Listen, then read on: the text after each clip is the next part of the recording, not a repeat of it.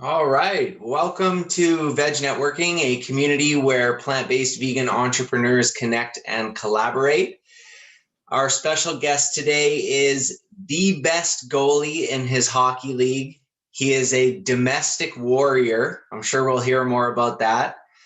He's a Kickstarter success story, an intrapreneur turned entrepreneur. Today, we welcome the founder of Elemeno, delivering healthy, hassle-free, plant-based kids lunches direct to Vancouver parents. Nutritious, delicious, simplicious. Help us welcome Ryan McKee. Welcome. Wow, what an intro. Thank you. That was wonderful. Yeah, we're happy to have you. Welcome. And we're looking forward to learning more about what you're up to in terms of your business. And so we'll jump right in. And the first question, I think for you, is going to be a mix of two. The first question is, what is your plant-based vegan origin story? And then the second question is, what is your transition from intrapreneur to entrepreneur? And I think that those are married together. So tell us more. Sure. I mean, the origin story, I'll start there, but it certainly ties into the business, which will make a good transition. But so I've been plant-based since October, so I guess we're about 6 months now. And I mean, certainly, I think a lot of the reasons many people would have made that transition. So certainly health. Everyone on my side of the family that's older than me is on cholesterol medication and has been since they were, 30, 40, stuff like that. And so I realized that, certainly their diets played a factor. And so that was obviously a big piece. Obviously, the planet and, number of documentaries and kind of articles and books and things like that I'd come across over the years. I sort of felt in my head that I would always make this switch at some point. I just kept delaying it, and then sort of became very real in the fall. And I think the third one for me, which really ties into Elemeno and making food for kids and really realizing that the diversity in diets in our elementary schools is growing compared to, say, maybe when I was a kid. And with that has come also, there's been an increase in food sensitivities. And one of the things I've realized is that children with a food sensitivity are often relegated to one, the last item on a menu, right? If you go to a restaurant or something, or maybe one or two things. Or I'd almost say worse, they have to get kind of a watered down version of something. So, they've just basically, it's the same food, but they've stripped away, all the cheese or, whatever it might be. And there hasn't been a lot of thought put into it to kind of reintroduce or put in other ingredients to compensate for that, the loss of texture, the loss of saltiness or, flavor, all of those types of things.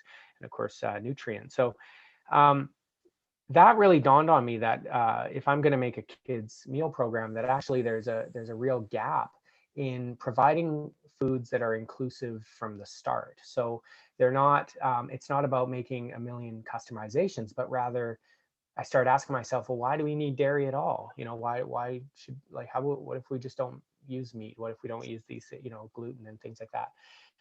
Can we still make food that is just delicious and really appeals to everyone, so that everybody can look at a menu and feel like at least, say, 90% of it is accessible to them?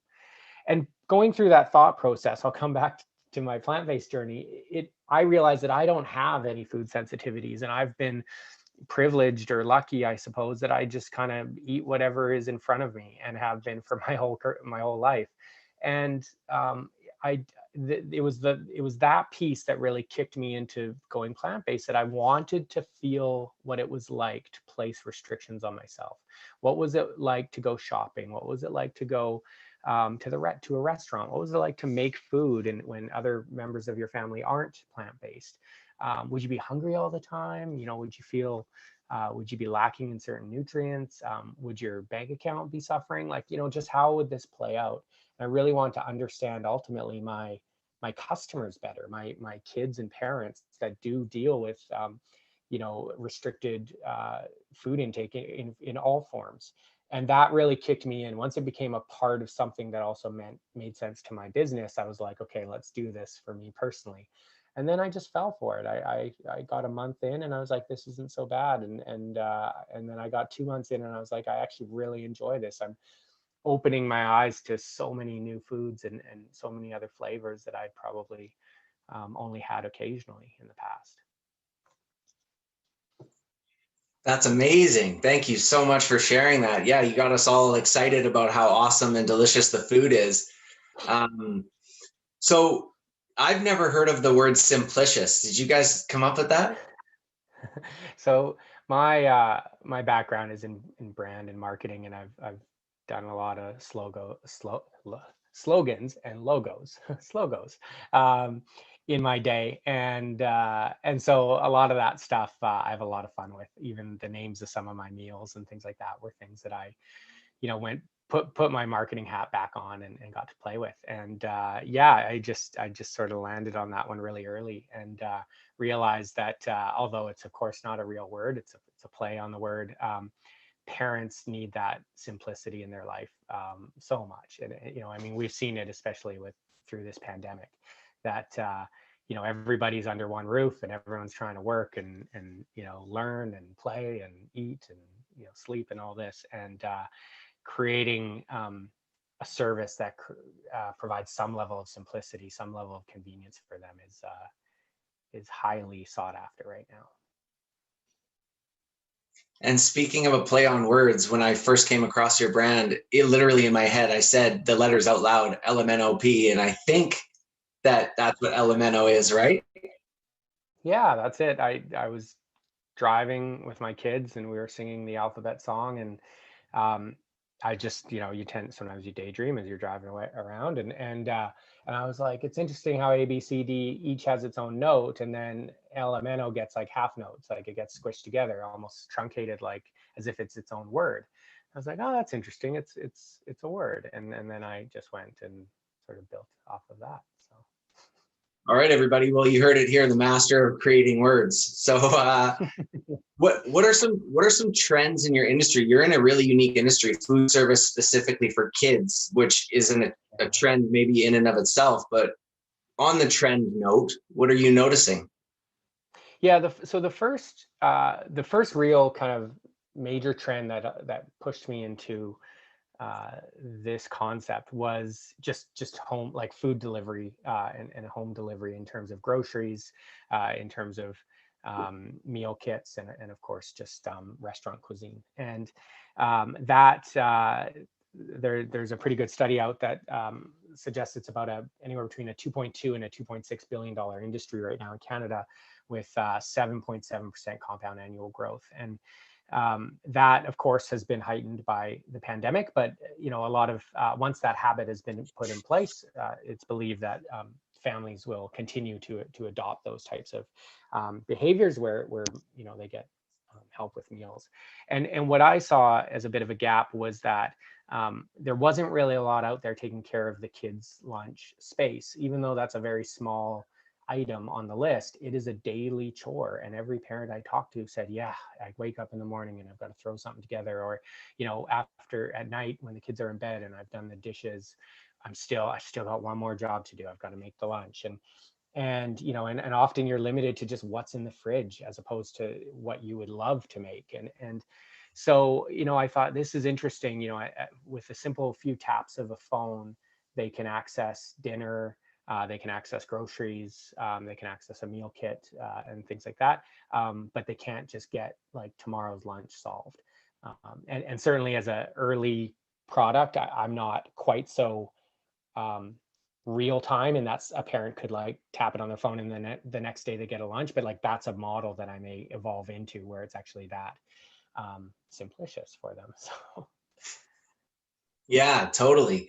Did you say 2.6 billion and 7.7 year over year? yeah, for the next 4 years. Statista.com has done that study. So yeah, Nice. it's absolutely growing. So I think that there's a ton of opportunity, and then you merge that with just the growth in plant-based food, and whether it's food on the production side and demand. And what I've seen, just even as my own on my own journey, is that while veganism is certainly on the rise, people adopting plant-based lifestyles is far surpassing. So that there's or at least plant-based behaviors throughout a week. So there's a study. I should have had my notes handy to reference it properly, but upwards of 32% of Canadians this year expect to adjust their food intake and use sort of meat-free and dairy-free foods in their weekly diet. So that doesn't necessarily mean a complete shift to a vegan lifestyle, but what it means is things like meatless Mondays, or I mean, I saw a tweet or an article or something that Vice President Kamala Harris is vegan before 6 p.m. And I thought that was really kind of a cool way to look at it. Like, sure, at dinner time, have meat and cheese or whatever you'd like, but her and what she thinks is right for her is this sort of plant-based lifestyle for breakfast and lunch and all that. And I thought that's interesting. Like, it's neat that people are taking unique definitions and applying it so that they can be a part of this movement. Yeah, we can all agree eating more plants is definitely beneficial for sure. So that's amazing. Yeah. So in terms of future growth for Elemeno, you had a successful Kickstarter. Where is your brand going in the next 12, 24 months? Right. Great question. So, I keep calling it's a minnow right now. I mean, it really is. It launched about 3 weeks ago. It's got a handful of customers. Certainly some from the Kickstarter, they sort of pre-bought into it and things like that as well. So I also have those as some customers. But between now and June, so we're in March, so 3 months. Really, it's putting the products out in market and validating it further, and almost like a prototype. So getting, if I get 50 customers or 60 or something like that, that would be wonderful. And really just understanding what parents like and what their kids like, and if I'm hitting the mark. And then for September, looking at quite a major rollout across multiple cities around Vancouver, as this kind of subscription-based lunch service, as kind of a once-a-week delivery, and then establishing that kind of base of customers, then moving into grocery stores and cafes and potentially farmers markets and things like that. Really, just turning. My goal is to turn Elemeno into a national kids plant-based food brand, and delivered lunches is step one of that, and a way to bring to get really close with customers, not on a store shelf where maybe I'm getting feedback through a third party and things like that, where I'm truly hearing directly from parents. So it's a very kind of methodical approach, and it's slow, to be honest, but I believe it's like the right way to, like I said, really truly understand my customer for the next several months before I think I could go into a bigger environment. You're spot on. Not listening to your customer and expanding too quickly are the two curses that'll crush any minnow, as you say, that'll grow into a beast. So that in a good way. That's great. Our next question is, do you support any charitable organizations? And through a little bit of reading, I was able to find out that you're doing something really cool, if you still are, with Mom to Mom, single moms. Definitely. And so this one I come by it honestly. I was raised by a single mom, and it ties nicely because I remember the challenge of making lunches and throwing stuff together, with not much in the fridge, and I had some really productive conversations with them in the summer, and a portion of the lunches that I make in this early going, I'm delivering lunches basically over to them to give to some of their folks in their network. So super happy with that. In terms of longer term, I'm not going too, let's call it, heavy or hard in that area, because I do feel fundamentally I have to get my sort of business model right and revenue model, and just really know exactly what's my margin, and just all of those things that, you really can only spitball at the start, and then you have to actually see the numbers come in and start to go, oh, okay, here's where, here's the profit, and here's, where I can invest in other areas and all that. So it's kind of I'd say it's a casual relationship with them. It's not like a full-on partnership. And they've also been very careful, because they're like, we have startups approach us all the time, and then they come and go. But we had, like I said, we had a really wonderful conversation. We're doing a couple very simple things to start, and then I would love it if, because let's face it, my product is a bit premium. It's higher price than what might be in a school cafeteria or something like that. And so it would be wonderful if a portion of that could help to serve a greater population out there. Totally. And it all starts somewhere, right? I mean, you said earlier on that you're 3 weeks old, so there's already a lot of great stuff going on. So a lot of great relationships, a lot of really solid foundations by the sounds of things so far. So that's wonderful to hear. Okay, so as an entrepreneur, what is a book, a podcast, or an app that you would like to share that helps when it comes to business and entrepreneurship? Mm-hmm.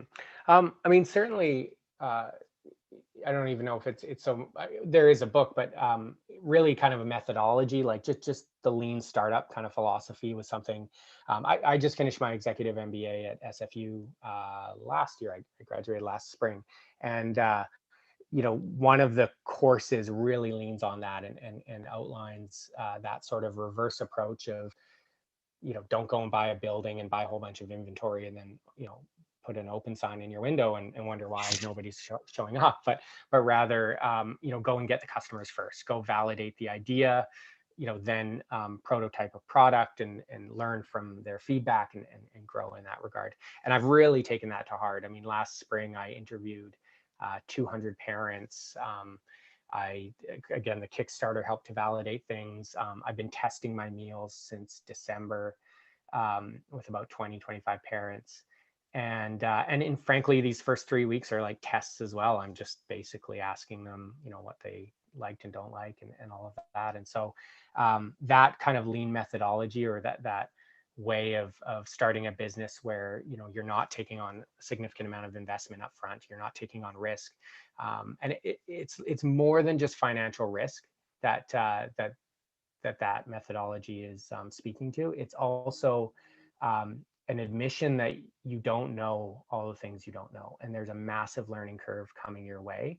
And so to lock into any one concept, or I've already pivoted. I literally pivoted last week, like a very major pivot, like something that I thought would have taken months for me to do, and I saw the issue within like 2 deliveries, 2 weeks, and I was like, no, we've got to make a change right now. And it definitely like had me scrambling. I mean, I'll share it just quickly, but basically my model, again, in this lean approach, was to work with a caterer so that I'm not absorbing the costs of, hiring a kitchen and staff and, food inventory and all this. And this caterer has been amazing, like absolutely wonderful and helpful, and totally got me to this point. But they've also been very open about, well, we have other orders and we have other things, and you kind of have to just deliver the recipe as perfect as you want it and or need it, and then we're just going to churn it out. And what I realized is that early on, that's putting me at arm's length from the thing I'm actually selling, the actual product. I'm not there like taste testing it, or I'm not seeing it get put together, or seeing where the log jams are in the kitchen or whatever. And I realized that at this moment, I don't need the efficiency and the like, whatever the way that a catering company can churn things out really quickly. I actually need to be like personally like in it and really understanding what's happening, and also the flavors and things like that, because I am still like learning things about what the kids think about it. So I literally went and got commissary space, met, like I have the inspection is on Sunday, like literally made an entire switch into that, because I recognized how much how much it felt kind of like handcuffs or something in those first 2 weeks to just simply give an order to a caterer and then like pick it up on Tuesday morning. Like it was like, no, I've got to be so much more involved. So yeah, that was super, it was like a little milestone moment, I think.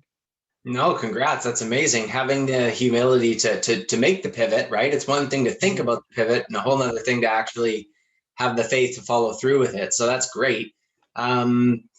Yeah. Do you have any apps or podcasts that maybe we don't know about? Just look. Do you know what? It's funny. I use podcasts to basically like turn my brain off. So it's all like comedy and stuff. But Yeah, totally.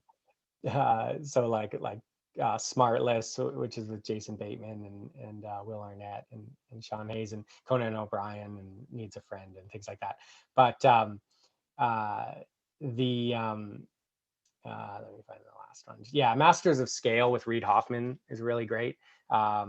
Reid's from LinkedIn, one of the founders of LinkedIn, or the founder of LinkedIn, I guess, and just interviews entrepreneurs. And it's he's got kind of a cool like flow to it. Like it kind of moves quick, and he kind of structures it in a way that it almost feels like a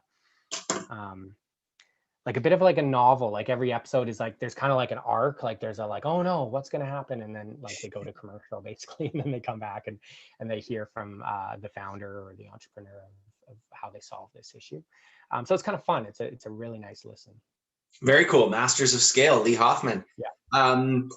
Now, naturally, with people who are sort of more plant-based, vegan individuals, we love to support any company that's similar to us. But with that being said, maybe like with your marketing background, are there any companies that you love to follow that are really like inspiring? I wouldn't say look up to, but I guess like any companies you look up to for marketing or anything like that?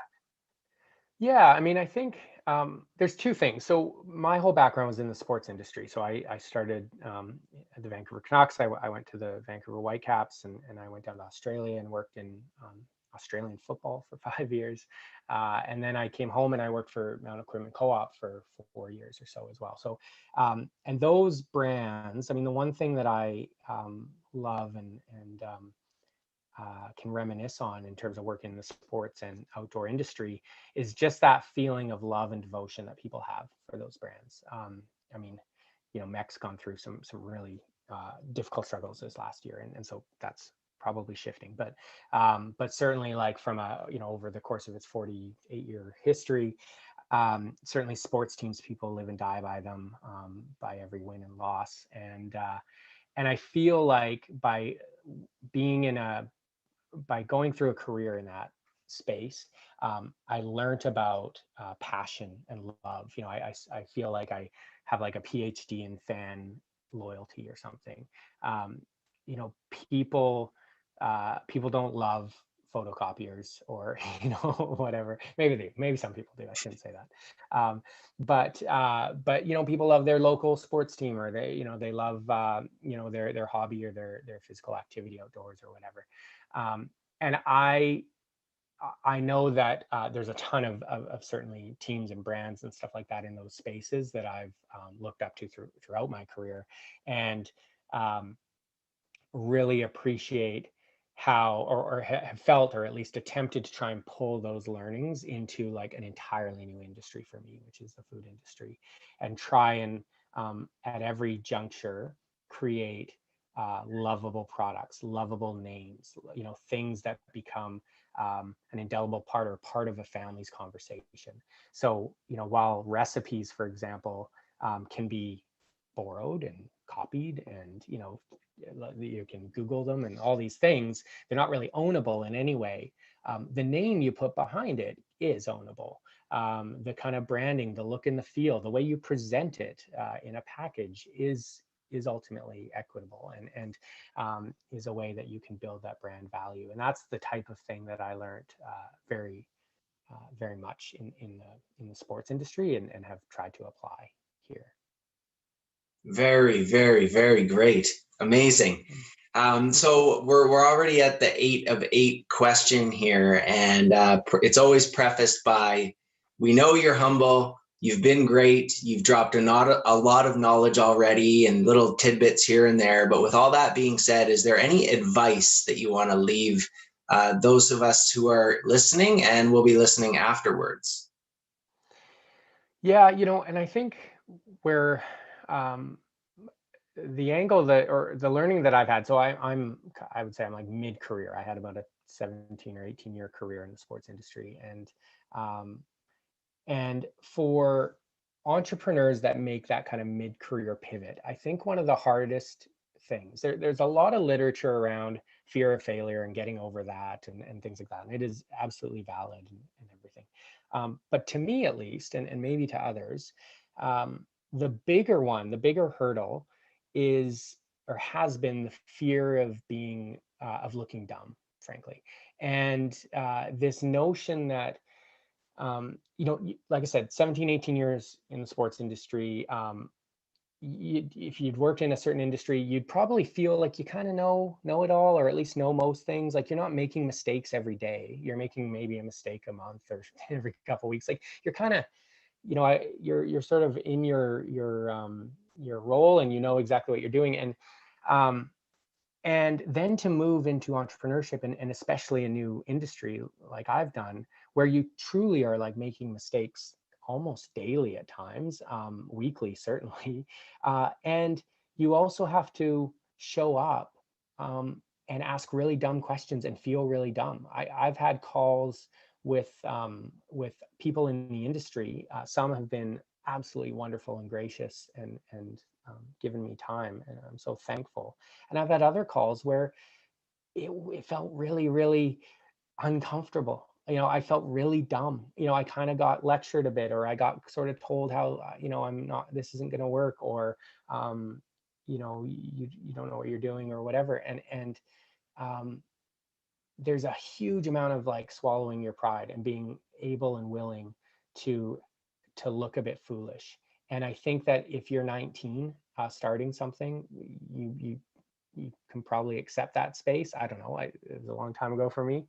But if you're, if you're, 40 or whatever, and you've gone from positions where you sort of kind of know what you're doing to now not knowing what you're doing, it can be a massive hit to the ego. And the sooner you can get over that and get over yourself and recognize that it's only momentary, you're only going to feel dumb for the first, I don't know, year, maybe 18 months, whatever, maybe less, maybe 6 months, and then just get on with that and accept it, the better you'll be. Thank you so much for sharing. Before we sort of outro you here by talking about where people can find you on social media, is there anything that maybe we missed, or anything that you want to double back on or mention just before we let you go? No, not really. I mean, I feel like it's so early days for me. So like, you could talk to me in a month or two, and I feel like I'd have a whole, batch of new learnings as well. So it's been great to just even emote a little and just to share all this. It's like self-therapeutic. So thank you for the time doing this. I did want to ask one thing. I found you on LinkedIn. Apparently I'm following you, and it was the JPEG that you put up that talked about the power balance and how it completely flipped during COVID for you and your family and your wife. And I would really like to have you expand upon that checklist that you created, because it was really eye-catching and it was inspiring to me. That was the reason why I looked at it and I just said, here's a man that went from this to this, and look at how humble he's being.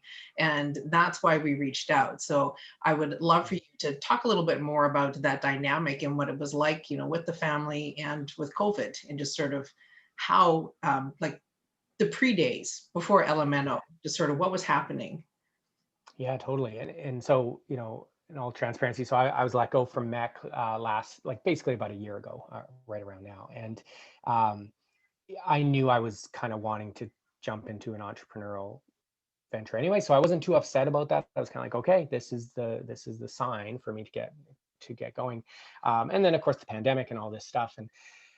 And in the last years, quite a significant change in my lifestyle and the dynamic around our family has occurred. And you know, the JPEG Helen's referring to, you know, it sort of has a plus and a minus column, and on the minus it's like I lost my job, and then on the plus it's like all these other things I gained, and some of them are silly, like I grew my hair out for the first time, and you know, I made my first batch of beer, and we bought a tent trailer and things like that. And then other things are very significant in terms of what's happening in these four walls, which is I've got to be more of the primary caretaker and in the house, which means I've developed a massive bond with my two daughters. I get to take my older daughter, my 6-year-old, to school every morning, and our 2-year-old, I get to build a relationship that oftentimes the working parent, the one that's like off to the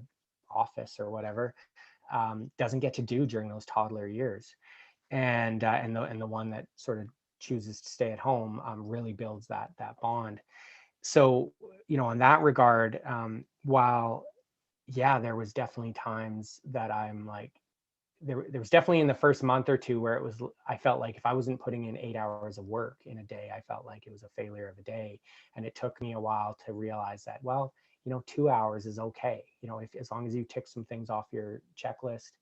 And meanwhile, in those other 6 hours, you're doing some pretty amazing things with your daughter, and you're having a lot of fun doing it, and you're not going to get this time back. There will be other times to, you know, step on the gas pedal with your business. There will not be other times that Neva is 2 years old. And so it was things like that. And I truly have moments throughout the week where I'm just, you know, we're at a playground and hanging out, and I'm just like, this has to be what the meaning of life is. Like, it can't just be going out and making money and whatever, and missing all of this opportunity. And then the other really important piece to this is my wife, and a very successful and very accomplished, educated individual, and who, you know, like frankly, most or many moms have to put their career on hold for a period of time when they have children, and then have to kind of reconcile that of like, well, where am I at in my career? And, you know, I was growing and now I'm, you know, flatlining or whatever. And this feeling of like, you know, finding that balance in her, you know, family life and her career. And then due to the circumstances, she's now taken on many more clients. She's doing really well, and basically the breadwinner of the house. And it's a fantastic opportunity to flip the sort of old-fashioned or traditional dynamic, if you will, and really reinvigorate her career, and you know, get that really going. She's doing fantastic, and showing our two daughters that this is life's a fluid thing, and when you have a partner, you and your partner should look at your careers and your family time and stuff in that sort of fluid way, as opposed to maybe traditional roles. So that's been a big realization for me, and realize that maybe I don't have to, you know, race back to get to work. Maybe I don't have to clock 40 hours on Elemeno for it to be successful. I'll chip away at this 10-12 hours, and I'll enjoy this really unique moment in time that I have. Perfect. Thank you for that. Thank you for that question, Helen. And I think that's very full circle, Ryan. I think that brings it all back to the domestic warrior that you've been titled, right? Yeah, I don't know. Yeah. I think it's that's what my wife calls me. I think I'm pretty average at that, but I do try and I have learned to cook a lot more, and I'm probably better at cleaning than I used to be, for sure. Oh, can't we all be better at cleaning, for sure? No, your wife sounds amazing. Your family sounds great. Your business sounds great. We're looking forward to following you along the journey. And there's going to be a lot of people, I'm sure, here who are part of this group that are on the call with us today, or you'll see their emails, and maybe next week or the week after, if you're sticking around, you'll see these people and they can help depart some wisdom on commissary kitchens, manufacturing, all the other sides of the business, or whatever else you need. I hope that we can all be a resource for you. So if you want to find out more about Ryan and Elemeno, you can check them out on the web, www.elemeno.co. So that's ELEMENO.co. And on Instagram at Elemeno_co. Thank you very much, Ryan McKee. Thanks for having me. Super fun to chat. So really appreciate it.